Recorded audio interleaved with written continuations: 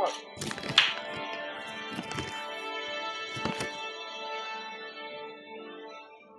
You know, most kids, you start thinking at an early age, as soon as you look in the sky at night, you see stars, and you think, what would it be like to be up there?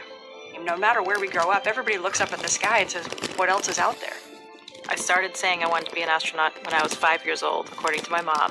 It was the beginning of our astronauts making their way up to the moon. I remember coming back like, what is this? You know, how do I go do this? This looks like fun.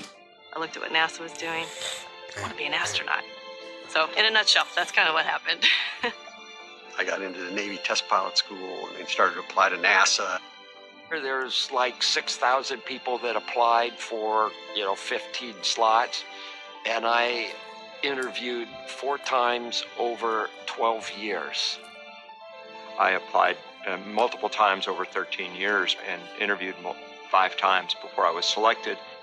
Well, I did submit 7 applications along the way, but I got rejected by NASA 7 times, but the 8th time.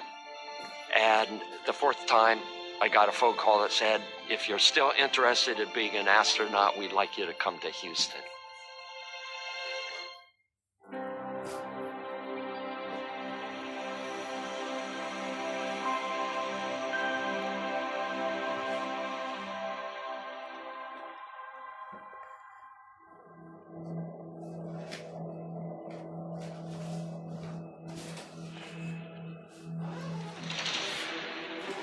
Finally, it's launch day.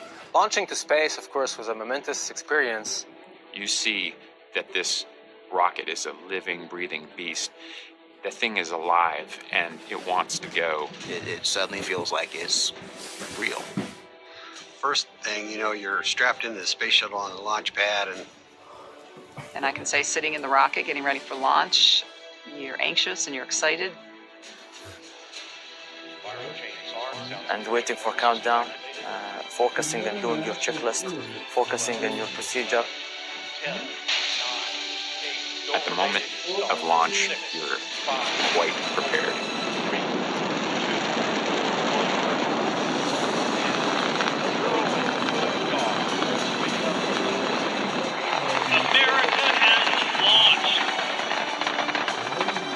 Lights off and you feel the rumble and then you start to move, and that constant smooth acceleration pulling you back in the seat.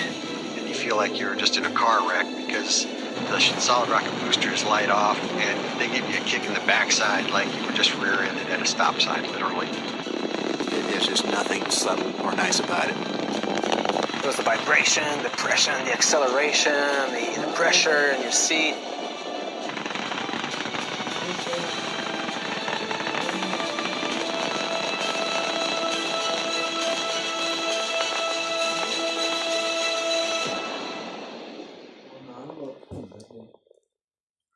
I distinctly remember the point when I stopped and thought, I did it. I'm here. My goal was to be an astronaut, and now I'm in space.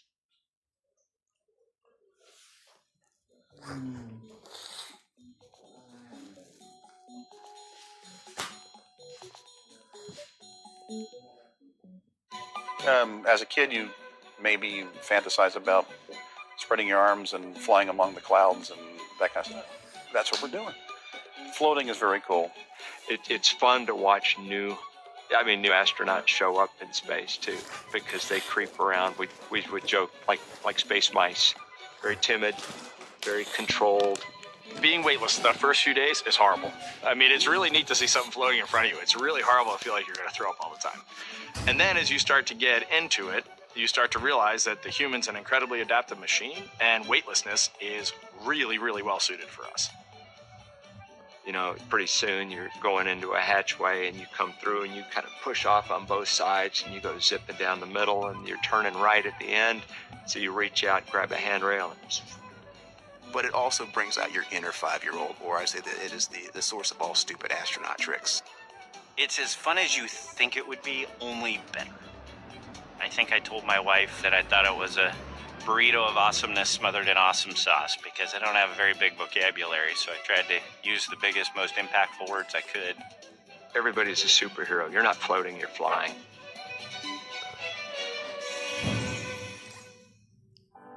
So the International Space Station, being only 250 miles above Earth, we call it the kind of the proving ground for a lot of science. It is a national orbiting laboratory for the United States, and we do have hundreds of science experiments going on at any time.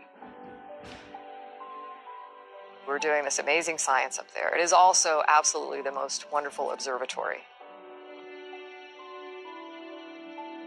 And certainly for an Earth-facing observatory, the cupola module, this big bay window, that we have facing Earth, is the place to be. I got visited by 3 space shuttles. Several of the crew members never looked outside the cupola before. I would bring them one at a time to the cupola. Tell them to close their eyes, open up all the windows, the shutters on the windows, and then tell them to open up their eyes. Cerebrally, I knew that this was going to be a life-changing experience. I knew that the view was going to be amazing. And I will never forget that sight. The thin blue line of the atmosphere, the curve of the horizon, and that's when it became real. Really, at a gut level, I'm actually in space. We are on orbit. This is not a sim.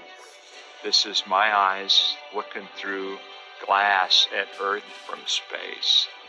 It was almost overwhelming.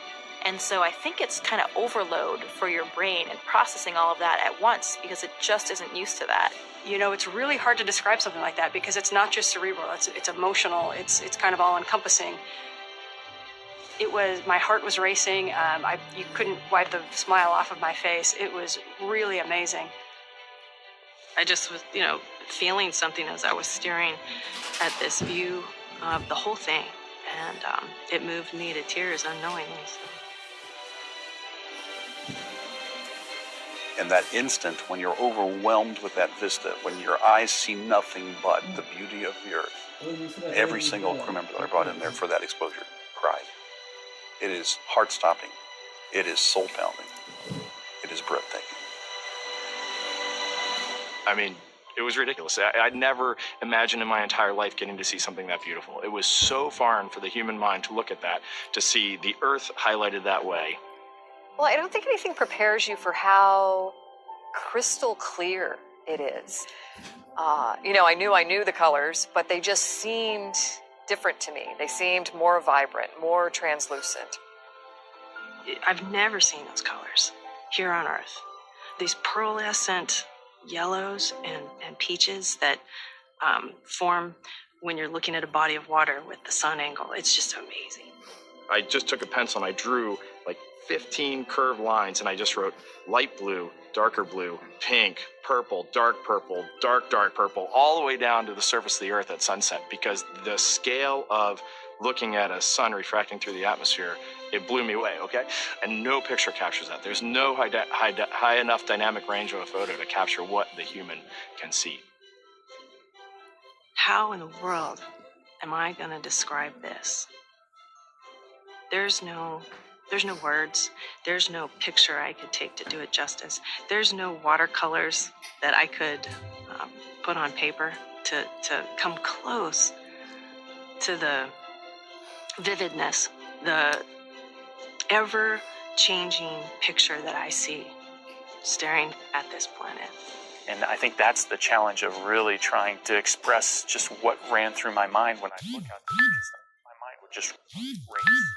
It's like a work of art out the window there, and it surprises you every time you look at it.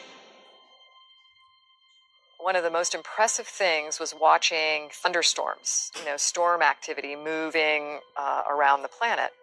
You can see its path propagating around, and you have these big flashes all over the place. This one storm covering all the U.S.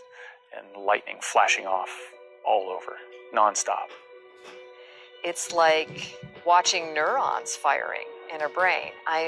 These tentacles of light that are just connecting and traveling. Yeah, it might be starting over Florida, but it's like moving across the ocean to Africa as far as you can see. And that was, I remember floating there just thinking about, oh my gosh, everything is connected. We got to see some interesting things up there.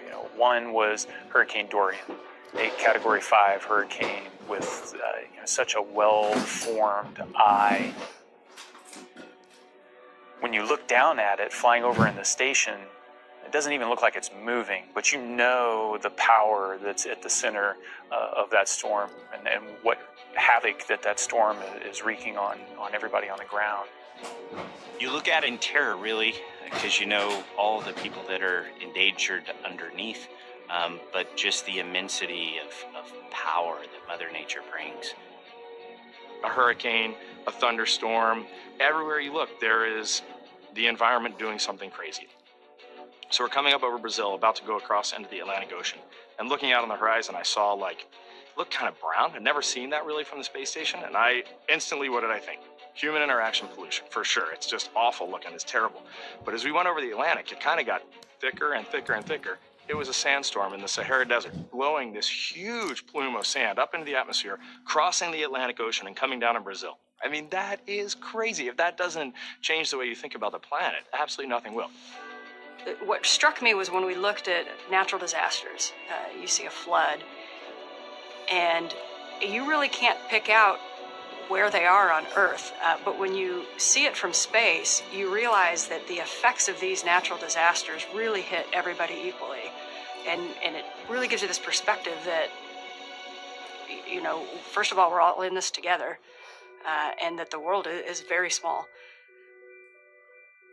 What has always struck me every time I went there is how beautiful the Earth is, how fragile it looks, how alive it obviously is. With the clouds, the water, it's like it's breathing.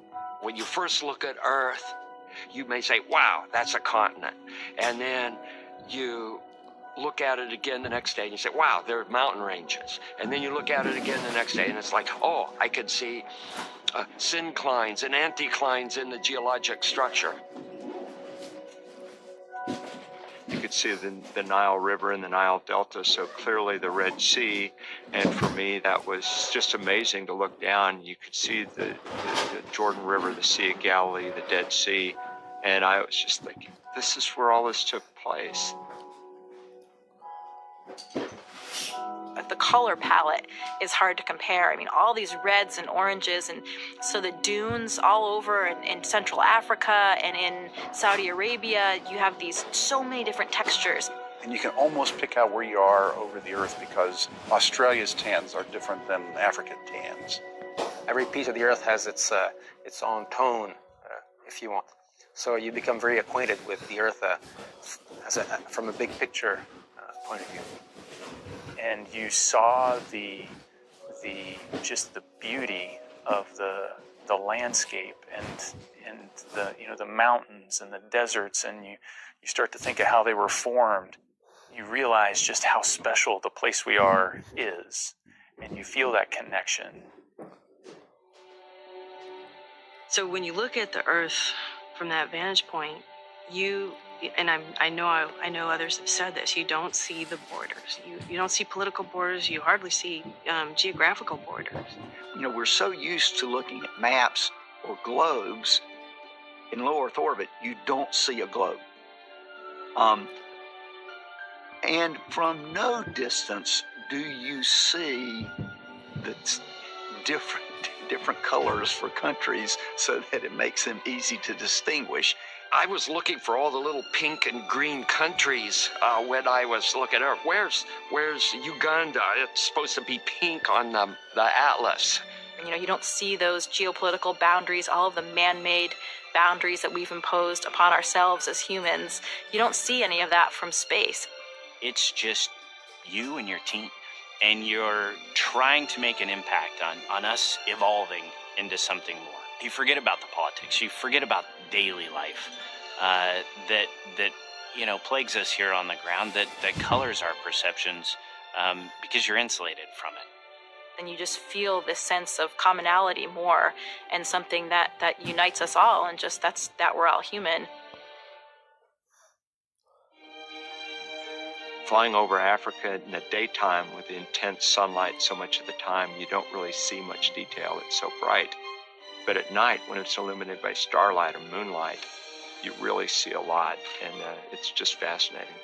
And you don't quite see the same texture, but you see mankind's influence on the planet. You get these beautiful, twinkly city lights. And they represent human sprawl, which isn't necessarily bad, but it is incredibly beautiful from space. I love looking at the atmosphere at night when you have that air glow, and sometimes it was a bit green, and then you have the aurora dancing around. And we were flying into this astonishing aurora, this rippling, pulsing river of green that's down below us, the red that is stretching up to our altitude. It's like, it was just breathtaking. Auroras, the presence of humans at night, it's obvious with the lights. But it's the death around the Earth that's startling. How this beautiful, shining oasis of life is there naked in the middle of pitch black death, the vacuum of space. Definitely look up and see the stars like you have never seen them before.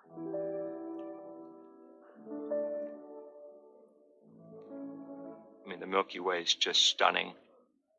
There's many things in the cosmos to gaze at it. For example, the Magellanic Clouds. Those show up really bright and vivid because you don't have atmospheric scattering. You can see Andromeda, the spiral galaxy of Andromeda.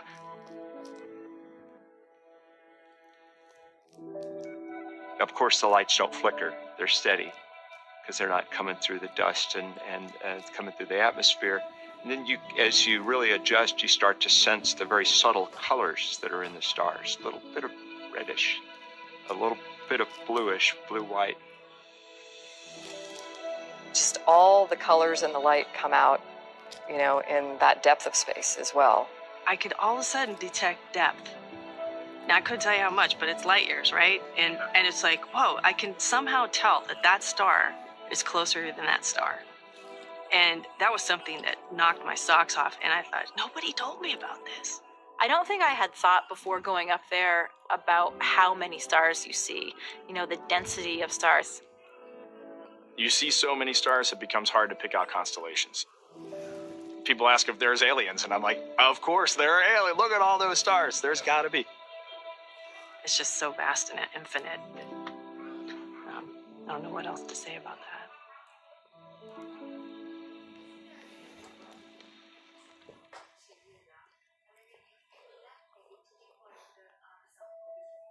I remember using like the 800 millimeter lens and just really zooming into places. And, you still can't see people walking around or anything, but you see impacts of things. And you realize that a lot of times we have to pull way back. You have to pull way back and see the big picture of it.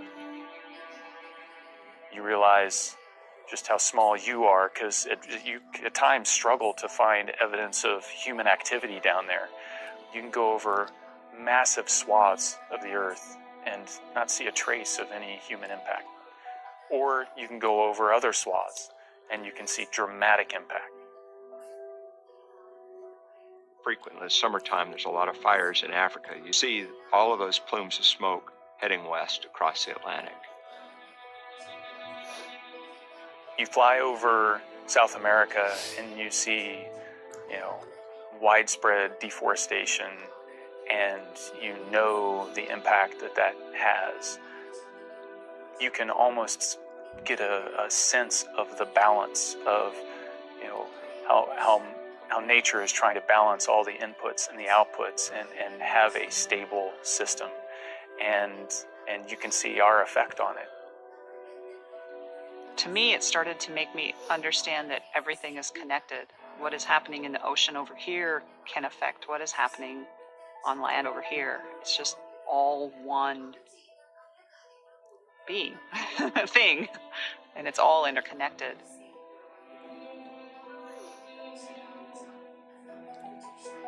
You can see combat. I mean, we were two countries were at war, and you could very easily see missiles being shot. They just looked like little tiny traces of light. You can see all that stuff. So to me, I didn't see one unified human civilization. You certainly see one unified planet cruising around the sun, and that is a unique perspective.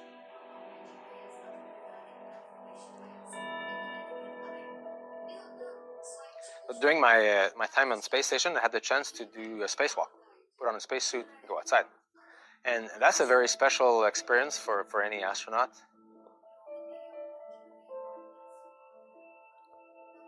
You're inside the space station or the shuttle, and now you put on a suit and go outside. It's like there is an elevation and risk when you do that, but it is a bit thrilling. Spacewalks always seem to be very busy and task-focused events where I got to do this and I got to move over here and do this, and then you just have to not think about where you are. Just concentrate on getting the job done. What's the big picture?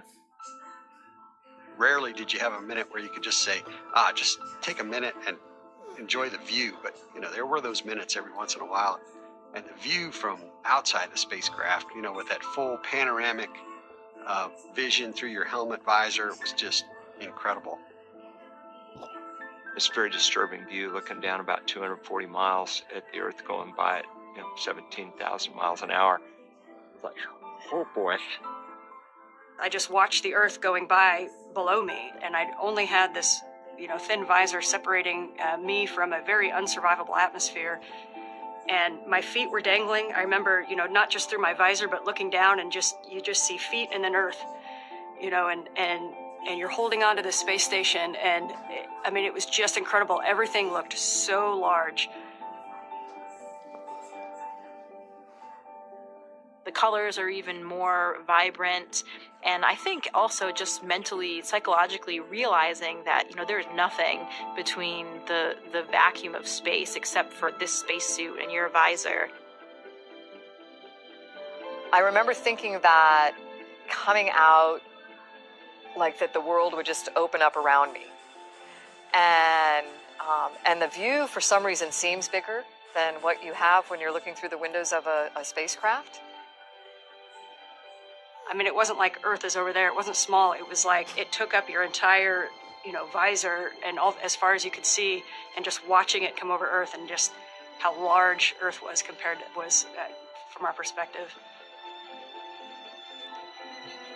But oh my gosh, you see Earth and you see your glowing station around you, and you realize, okay, I gotta stop looking at this stuff because it becomes a distraction to the work that you're doing out there.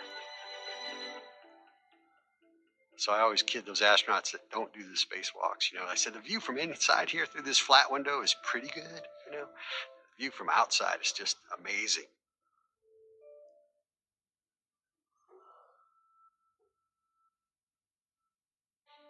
And the great thing about living on space station, I loved every minute of it. I had a countdown going, but it was, oh no, I only have 2 months left. All right, one last look at the Earth. This is some good news. The Earth is still beautiful. An Earth in crisis is still an Earth worth returning to. Life seems extremely busy, and the days start flying by, and before you know it, it's over.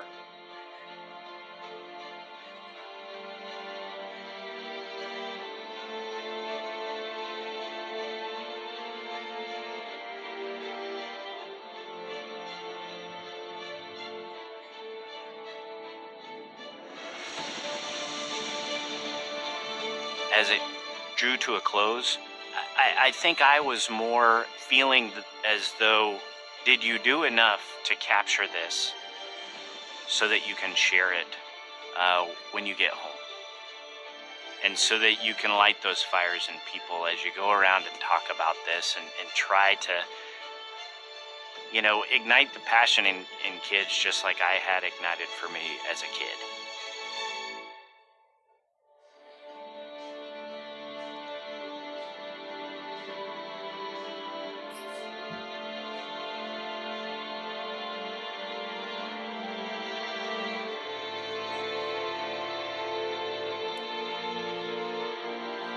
land, you're back on the ground, and somebody else is doing the job up there now.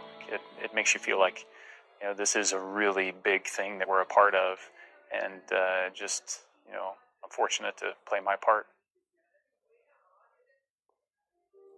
It is the fact that going to space and seeing the Earth from that vantage point has a life-changing effect on most of us. It takes a lot of energy to describe what it's like up there, because there's so much of your emotion built into it. I think the best way to describe it is that your viewpoint changes. That you can look at the same thing, but it changes the lens through which you see it. And that acute concrete realization that we belong to Earth and not vice versa, it's kind of a mental shift to see that we just nowhere else we could go. I think if you're not a conservationist before you go to space, you're at least partly a conservationist when you come back, because when you see how thin that atmosphere is, that protective layer that we have here, you think, wow, we really have to take care of this, because it does look so fragile from space. I think I felt that need to protect it even before leaving it, but it definitely does resonate even more loudly now, having seen it myself, and how stunning and beautiful it is. All of those unique ecosystems, everything's connected, the land masses and the ocean masses and the atmosphere, and we are all in it together. We are all down there. And so I think that's the most important thing that I would encourage people to think about, that perspective. I think you get a sense of preservation of I don't want this to go away, and I don't want to be the only one to see this. And there are so many people that need to see it, but only a handful will in this lifetime. You know, I remember coming back from all my missions with that sense that, you know, we're all connected, we're all people. And I thought about, why is it that we do have conflicts? What is that separates us from one another? If you could get 7 billion people to go up there and look down for just even 30 seconds, you would change them, all of them, forever.